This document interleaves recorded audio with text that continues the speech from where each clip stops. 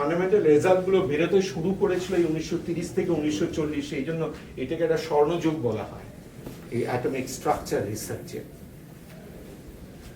তো আমি প্রথম আসবো যেটা, এখানে কতগুলো এক্সপেরিমেন্টস আইরিন এবং ফ্রেডরিক জুলিও কুরির ওপর এই এক্সপেরিমেন্ট গুলো, ওরা রেডিয়াম ইনস্টিটিউটে বসে এক্সপেরিমেন্ট করছে। দুটো এক্সপেরিমেন্টের কথা বলবো, এটা একটা সেটআপ ওনাদের।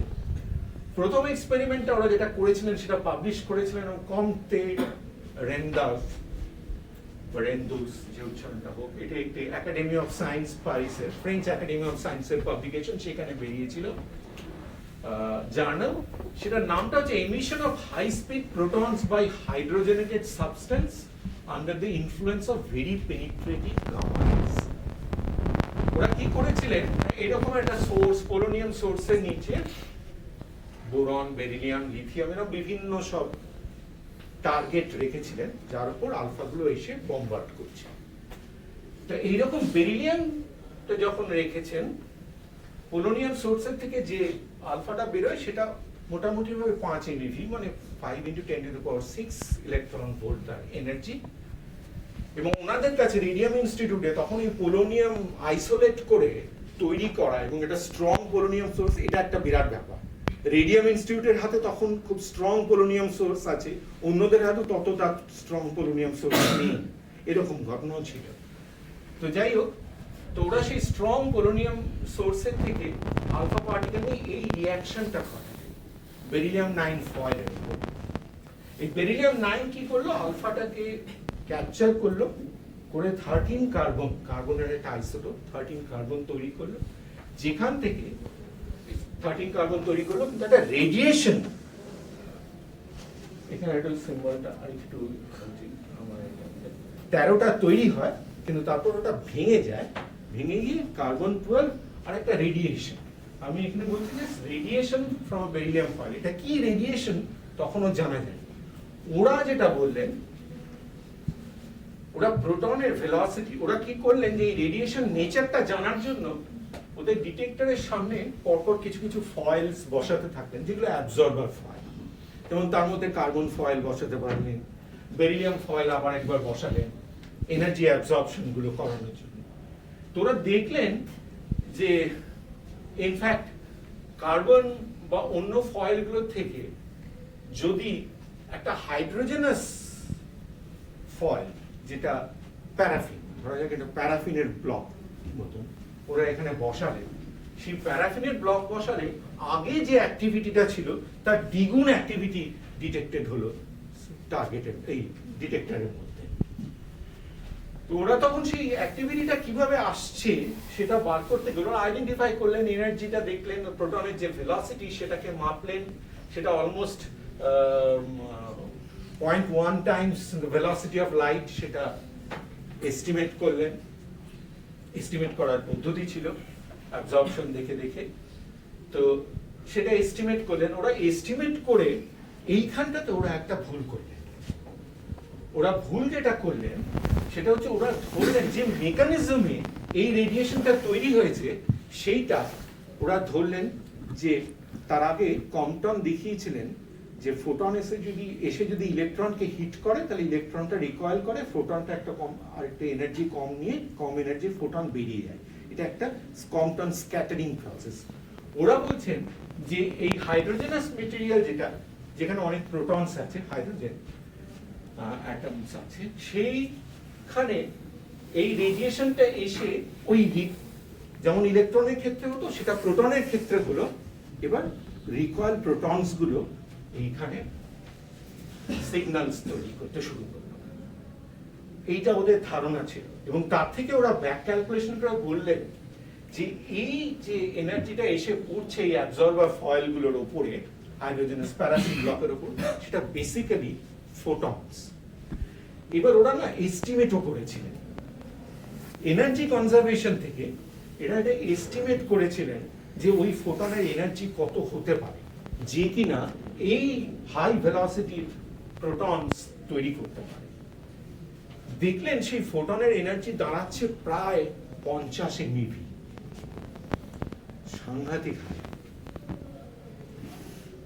কিন্তু একটা জিনিস খেয়াল রাখতে হবে, এখানে একটা প্রশ্ন আসছে, ওরা এনার্জি কনজারভেশনটা লাগিয়েছিলেন এই পয়েন্টটা, মানে যেখানে ওরা ধরেছিলেন ফোটনস, এসে প্রোটনকে ধাক্কা মারলো, দিয়ে সেই প্রোটনস গুলো বেরোলো, এখান থেকে হয়তো ফোটনস বাকি কিছুটা এনার্জি নিয়ে বেরিয়ে যাচ্ছে। যে রিকয়েলিং প্রোটন গুলো সেগুলো এইরকম ওই হাই ভেলোসিটি নিয়ে ডিটেক্টরে ডিটেক্টেড। এটাকে ওরা নাম দিয়েছিলেন গামা হাইপোথিসিস, যেখানে ওরা বলছেন যে ওই আননোন রেডিয়েশনটা হচ্ছে গামা রেডিয়েশন।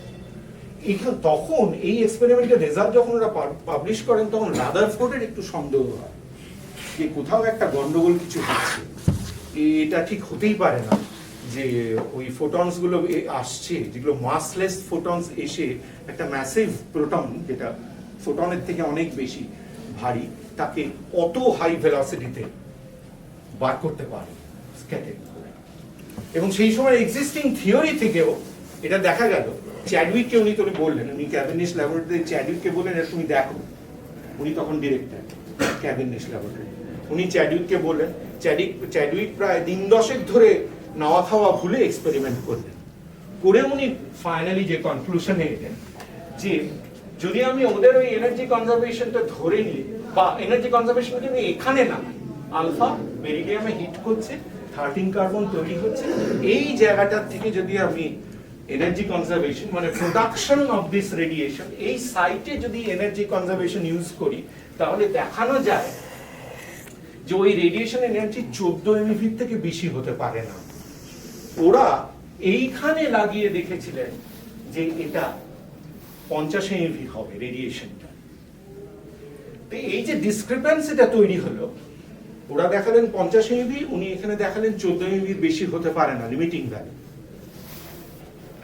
তখন এই উনি ডেমনস্ট্রেট করলেন এটা তখনই একমাত্র ট্রু হতে পারে যদি ওই রেডিয়েশনটা ফোটনস না হয়ে কোন পার্টিকেল হয় অফ মাস 1 এন্ড চার্জ 0, কারণ ফোটনটাও চার্জ 0, কাজে পার্টিকেলটা যেটা বেরোবে তারও চার্জ 0 হতে হবে, এবং মাসটা প্রোটনের কাছাকাছি হতে হবে। তার মানে দুটো অলমোস্ট ইকুয়াল মাসের কাছাকাছি মাসের জিনিস এইখানে ধাক্কা খাচ্ছে।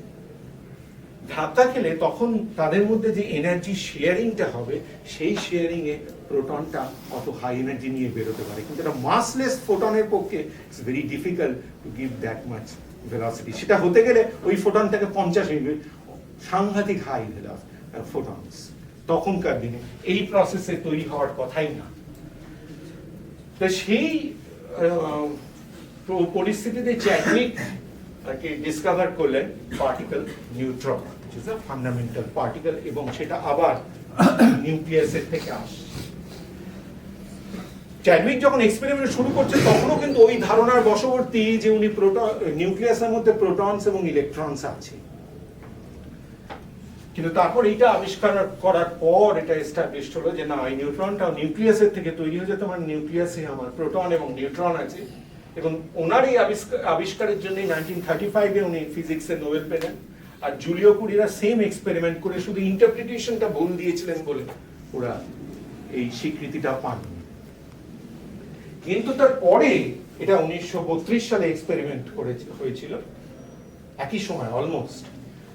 আর 1934-এ ওরা আবার সেকেন্ড একটা এক্সপেরিমেন্ট করবে, যে এক্সপেরিমেন্টটায় ওরা একটা irradiation of aluminum by energetic alpha particles, এই এক্সপেরিমেন্টটা করলেন।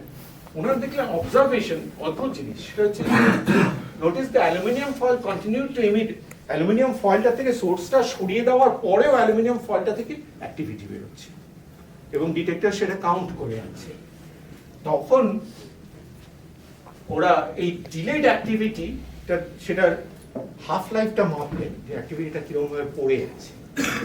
পড়তে পড়তে সেটা ওরা এস্টিমেট করে দেখলেন যে হাফ লাইফটা 2 মিনিট 30 সেকেন্ডের মতো, টি হাফ, যেটা মিন লাইফ টাইম 3 মিনিটের বেশি। তো ওরা বললেন যে তাহলে নিশ্চয়ই এখানে এই ধরনের একটা রিয়াকশন হচ্ছে, যেখানে অ্যালুমিনিয়াম 27 এই একটা হিলিয়ামকে, মানে এটা একটা আলফা পার্টিকেল, রাদারফোর্ড এর আগে এস্টাবলিশ করেছিলেন যে alpha particle is actually helium nucleus.